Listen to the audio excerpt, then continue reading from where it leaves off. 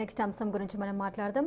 ప్రభుత్వ పాఠశాలలో చదువుకున్న విద్యార్థులకు సంబంధించిన మధ్యాహ్న భోజన పథకానికి సంబంధించి కొన్ని వ్యాఖ్యలు చేశారు గరికపాటి. అసలు ఆయన ఏమన్నారు, ఈ అంశం గురించి మనం చూద్దాం. గరికపాటి నరసింహారావు అసలు ఇంట్రొడక్షనే అవసరం లేని పేరు. ఆయన ఒక రచయిత, అవధాని, పురాణ ఇతిహాసాల్లోని ఎన్నో విషయాలను ప్రజలకు సులభంగా అర్థమయ్యేలా చెప్పడంలో దిట్ట. అలాంటి గరికపాటి ఇప్పుడు కొన్ని కాంట్రవర్సీ వ్యాఖ్యలు చేశారు. స్కూల్కి వెళ్లే పిల్లలకు మధ్యాహ్న భోజనం అవసరమా అంటున్నారు. చదువుకుంటే చదువుకోమనండి, లేదంటే వెళ్ళిపోమనండి. కోడిగుడ్డు కోసం స్కూల్కి వస్తారా? మాస్టర్లు చదువు చెప్పకుండా గుడ్ల లెక్కలు రాయడానికే సరిపోతోంది. ఇవి ఆయన వేస్తున్న ప్రశ్నలు. ఇప్పుడు ఇది అనేక విమర్శలకు దారితీసింది. భిన్న అభిప్రాయాలు వ్యక్తమవుతున్నాయి. మరి దీనిపై ప్రొఫెసర్ ఎలాంటి వివరణిస్తారో ఇప్పుడు చూద్దాం. సార్ చెప్పండి. అంటే నేను కూడా చూశాను, ఆ వ్యాఖ్య చాలా అభ్యంతరకరమైనటువంటి వ్యాఖ్య, అనుమానమే లేదు. ఎందుకంటే గరికపాటి గారు గొప్ప పండితుడు, సాహితీవేత్త. ఆయన పద్యాలు, తెలుగు భాష, అనర్గళ వగ్ధాటి, సహస్రావధానం ఇవన్నీ కూడా ఒక అద్భుత ప్రక్రియ. దానికి ఎవరికి భిన్నాభిప్రాయం ఉండాల్సిన అవసరం లేదు. గరికపాటికి కాంట్రవర్సీస్ కూడా కొత్త మీకు కాదు. చిరంజీవితో జరిగిన వివాదం కూడా చూశాం. ఈ కాంట్రవర్సీస్ ఎన్నున్నా ఆయన సాహితీ సంపదను, ఆయన విద్వత్తును మనం ఎవరము ప్రశ్నించలేం. ఆయనకున్న భాషా పాండిత్యం కానీ వాటిని గౌరవిస్తూనే ఈ రకమైన వ్యాఖ్యలు చేయడాన్ని అంగీకరించలేం, ఎట్టి పరిస్థితుల్లో అంగీకరించలేం. ఎందుకంటే దీంట్లో ఆ అవగాహన లేకపోవడమే ఒకటే అయితే ఎవరమైనా అర్థం చేసుకోవచ్చు. ఎందుకంటే ఆయన సామాజిక, రాజకీయ, ఆర్థిక నిపుణుడు కాదు. ఆయన ప్రవచనకర్త గనక ఈ అంశాలపైన అవగాహన తక్కువగా ఉండవచ్చు, పొరపాటున అర్థం చేసుకొని ఉండవచ్చు అని మనం అంగీకరించవచ్చు. కానీ అది కేవలం అవగాహన రాహిత్యంతో మాట్లాడినట్లేదు, అక్కస్తో మాట్లాడినట్టుంది ఆ భాషా ప్రయోగం. ఎందుకంటే చిన్న పిల్లలకు అన్నం పెట్టి, దుస్తులు ఇచ్చి, యూనిఫామ్ ఇచ్చి స్కూళ్ళకు పంపితే శోభనానికి వెళ్ళిన పెళ్లి కొడుకొని కంపేర్ చేశాడు. చిన్నపిల్లల్ని పాపం అన్నం పుణ్యం మెరుగని ఆ చిన్నారుల్ని ఈ రకమైన కంపారిజన్ అనేది హైలీ అబ్జెక్షనబుల్, ఎట్టి పరిస్థితుల్లో అంగీకారం కాదు కదా. అందులో పేద బిడ్డలు వాళ్ళు, పాపం వాళ్ళ ఇంట్లో అన్నమే ఉంటే వాళ్ళు వచ్చి మధ్యాహ్నం ఇక్కడెందుకు భోంచేస్తారు? మనకు అర్థం కావాలి. వాళ్ళు నిజంగానే వాళ్ళకని కెపాసిటీ ఉంటే ఇప్పుడు అక్కడ వెళ్తారా? సో వాళ్ళ ఇంట్లో టిఫిన్ బాక్స్ కట్టి వాళ్ళమ్మ 4-5 బాక్సులతో పని మనిషిని ఇచ్చో, వంట వర్క్ డ్రైవర్ని ఇచ్చో పంపిస్తారు కారులో కదా. అది లేకనే కదా పేద బిడ్డలు వచ్చేది. రేఖ గారు, మీకు ఒక ఉదాహరణ చెప్తాను. ఒకరోజు నేను గవర్నమెంట్ స్కూల్కి వెళ్ళాను, హైదరాబాద్లోనే కుత్బుల్లాపూర్ ప్రాంతంలో. ఆ స్కూల్ నేను ఎమ్మెల్సీగా ఉన్నప్పుడు వెళ్ళాను. మధ్యాహ్న భోజనం స్టార్ట్ అయ్యే కొద్ది సమయానికి ముందు వెళ్ళాను. ఆ స్కూల్లో టీచర్ క్లాస్ చెప్తున్నాడు, పిల్లలు క్లాసు వింటున్నారు. సడన్గా విండో బయట చూస్తే ఒక 4-5 ఏళ్ళ బిడ్డ ఒక బౌల్ పట్టుకొని, గిన్నె పట్టుకొని ఆ విండో దగ్గర నిలబడ్డది. నాకు అర్థం కాలే, ఇదేంటి ఒక విండో దగ్గర బౌల్ పట్టుకొని ఇట్లా దీనంగా ఆశగా చూస్తున్న బిడ్డ ఏంటని అర్థం కాక అడిగాను టీచర్ను. సార్, ఇది మేము ప్రతిరోజు చూసే దృశ్యమే సార్. ఆమె వాళ్ళ తల్లిదండ్రులు ఇద్దరూ పని చేసుకుంటారు, పేదవాళ్ళు సార్. పొద్దున 6-7 గంటలకు వెళ్ళిపోతారు. అప్పుడు ఆమెకు ఇంత వండి పెడతారు, ఏదో ఒకటి ఆకలితో ఉంటుంది. ఇక్కడ మధ్యాహ్న భోజనం స్టార్ట్ అవడంతోనే ఒక బౌల్ పట్టుకొని వస్తుంది, మిగిలింది మా వాళ్ళు ఇస్తుంటారో తింటుంటుంది. అందువల్ల ఈసారి ఎప్పుడు క్లాస్ అయిపోతుంది, ఎప్పుడు వాళ్ళు భోజనానికి వెళ్తారు అని చూస్తూ ఆ బిడ్డ బౌల్ పట్టుకున్నది. కళ్ళకు నీళ్ళు వచ్చాయి. గరికపాటి గారికి రిక్వెస్ట్ ఏంటంటే, ఒకసారి వెళ్ళండి మీరు ఆ స్కూళ్ళకు, ఆ పేద బిడ్డల పరిస్థితి ఏంటో అర్థమవుతుంది. కోటిలో ఒక ఉమెన్స్ స్కూల్ ఉంది. నేను ఎమ్మెల్సీగా ఉన్నప్పుడు ఒకసారి వెళ్తే ఆ బిడ్డలతో మాట్లాడాను, ఆడబిడ్డలతో. తల్లి, మీరు ఎప్పుడు లేస్తారు ఉదయాన్నే అడిగాను. అంటే మేము 7-8కి లేస్తాం సార్ అన్నారు. లేదమ్మా, 5 గంటలకే లేవాలి, లేచి 5 గంటలకైతే ఫ్రెష్గా ఉంటుందని ఉపన్యాసం ఇచ్చాను. పాప ఆ బిడ్డ కాస్తారంటుంది. ఏం తల్లి, ఒక్కసారి లేస్తే అలవాటు అవుతుంది, ఇబ్బంది ఏముండదు అని మళ్ళీ నేను లెక్చర్ ఇచ్చాను. అప్పుడు ఆమె చెప్పింది, లేదు సార్, మా అమ్మ 14 ఇళ్లలో పని చేసుకుంటారు సార్. అక్కడ వాళ్ళు మిగిలిన అన్నము కూరలు ఇస్తే తెస్తారు సార్. అది రాత్రి అయితే పాసిపోతుందని మేము 6 గంటల లోపే తింటాం సార్. పొద్దున్నే లేస్తే ఆకలి అవుతుంది సార్, అందుకే లేటుగా లేస్తాను సార్. అది ఇవ్వండి పేద బిడ్డలు. గరికపాటి గారు, ఇది మీకు భావ్యం, ఒకసారి ఆలోచించండి. మీరు వెళ్ళండి ఆ ప్రభుత్వ పాఠశాలలకు, ఇలాంటి దీన గాథలు అనేకం కనబడతాయి. బ్రోకెన్ ఫ్యామిలీసు, అసలు అత్యంత భయంకరమైన సామాజిక ఆర్థిక స్థితిగతులతో ఉన్న బిడ్డలు చదువుతారు. ఇలా ప్రభుత్వ స్కూళ్ళకు మేము వందలాది స్కూళ్ళకి వెళ్ళాము. వందలాది స్కూల్, వేలాది మంది బిడ్డలతో మాట్లాడిన అనుభవంతో చెప్తున్నాను. చాలా అన్యాయం ఇది పేద బిడ్డల పట్ల అంత అక్కస్తో. మీకు ఇంకా రీసెర్చ్ స్టడీస్ కూడా చెప్తాను. ఎన్టీ రామారావు 2 రూపాయల కిలో బియ్యం వచ్చినప్పుడు ఇలాగే అవహేళన చేశారు. కానీ అప్పుడు కేఆర్ వేణుగోపాల్ అని, తర్వాత ప్రధానమంత్రి కార్యాలయంలో పనిచేసినటువంటి one of the finest and honest IAS officers మన దగ్గర, ఆయన దానిపైన రీసెర్చ్ చేశాడు. డెలివరెన్స్ ఫ్రమ్ హంగర్ అని సేజ్ పబ్లికేషన్ బుక్ కూడా వచ్చింది దానిపైన. అంటే role of public distribution system in combating poverty అనేది ఆ రీసెర్చ్ స్టడీ. ఇది 40 ఏళ్ల కింద స్టడీ. ఏం చెప్పిందంటే 2 రూపాయల కిలో బియ్యం అమలయ్యాక ప్రజల పౌష్టికాహార స్థాయి పెరిగింది అని చెప్పింది. అంటే దిస్ ఈజ్ అ రీసెర్చ్. మీరు డెలివరెన్స్ సేజ్ పబ్లికేషన్ బుక్ ఇది.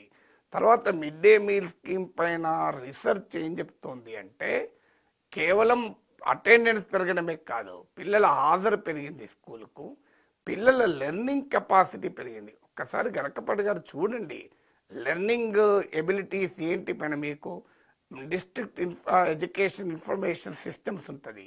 దాని నుంచి మీకు వచ్చే డేటా ఆధారంగా రెగ్యులర్గా రిపోర్ట్లు వస్తాయి. అమర్త్య సేన్ ఫౌండేషన్, ప్రథమ్ ఫౌండేషన్ వల్ల రిపోర్ట్లు వస్తాయి. లెర్నింగ్ లెవెల్ చాలా తక్కువ మన బిడ్డలకు. అంటే ప్రభుత్వ స్కూల్లో చదివే బిడ్డలు మీరు 5వ తరగతి చదివే బిడ్డ 3వ తరగతికి ఉద్దేశించి లెక్కలు చేయలేరు. 8వ తరగతిలో చదివే బిడ్డ 4వ తరగతి బిడ్డ చదివేలా చదవలేరు. సో గరకపాటి గారు లెక్చరర్గా కూడా పనిచేశారు కనుక, విద్యావంతుడు విద్యావేత్త కూడా కనుక, వెళ్ళి ఒకసారి చూడండి. ఆ లెర్నింగ్ ఎబిలిటీస్ వెనకాల వాళ్ళ ఆర్థిక స్థితి ఉంది. నాకు అర్థం కావాలి. ఎందుకంటే నేను ఉదాహరణ కూడా చెప్పాను, ఇదివరకు కూడా చెప్పాను. నా కూతురు 10వ తరగతి పరీక్ష రాష్ట్రానికి నేను తీసుకెళ్ళాను.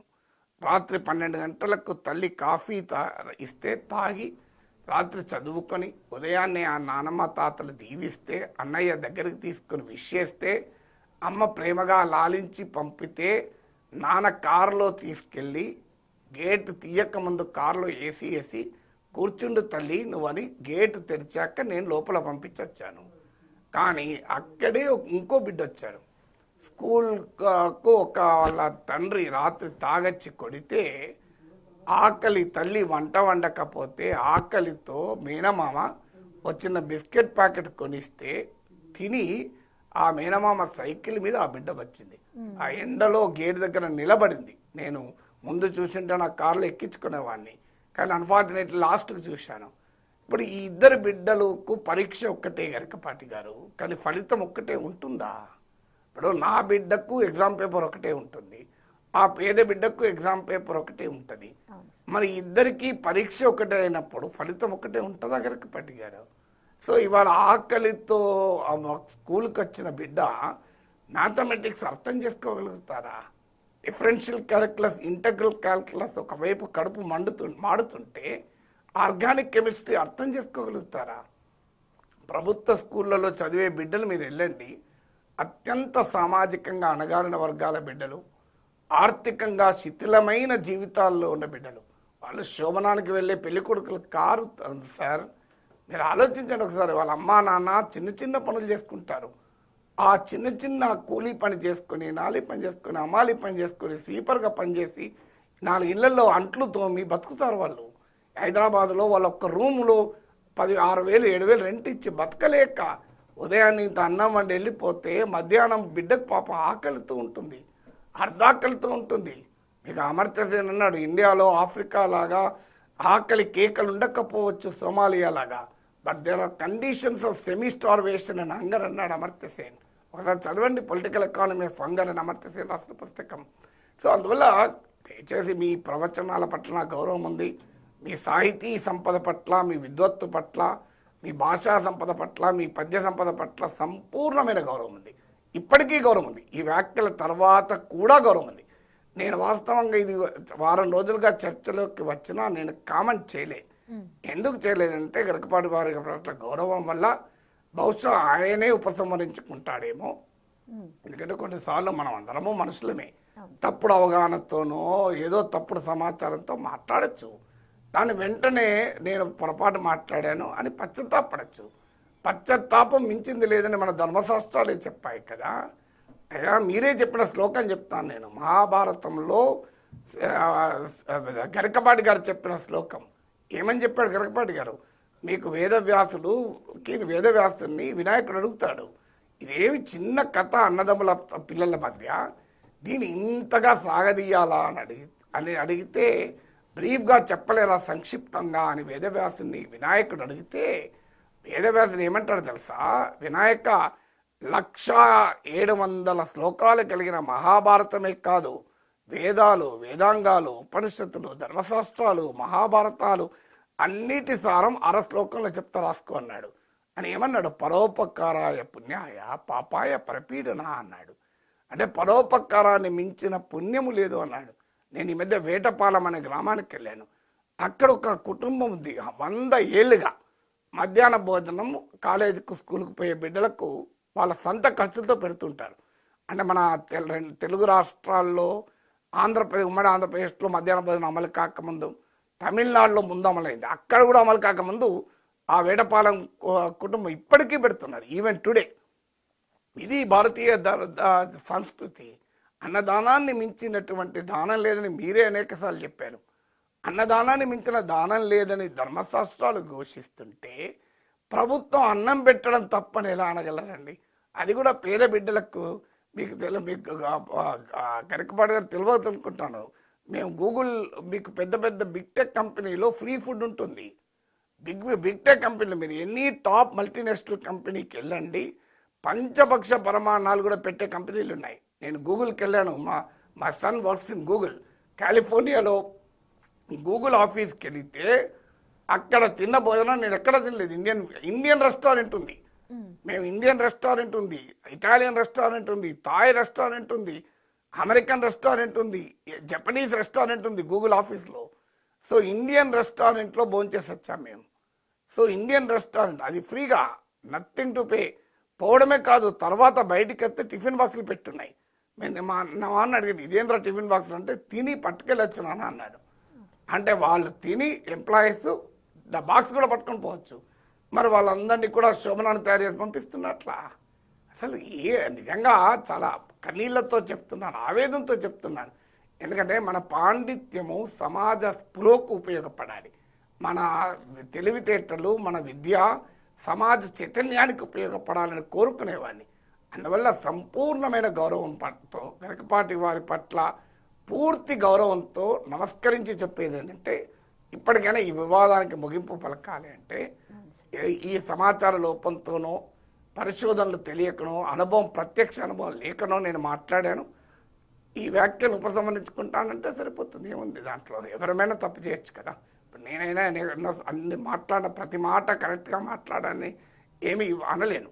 అయితే ఈ అవకాశాన్ని ఉపయోగించుకొని గరికపాటి పట్ల వ్యక్తిగతంగా అవమానకరంగా ఎవరు మాట్లాడడం కరెక్ట్ కాదు.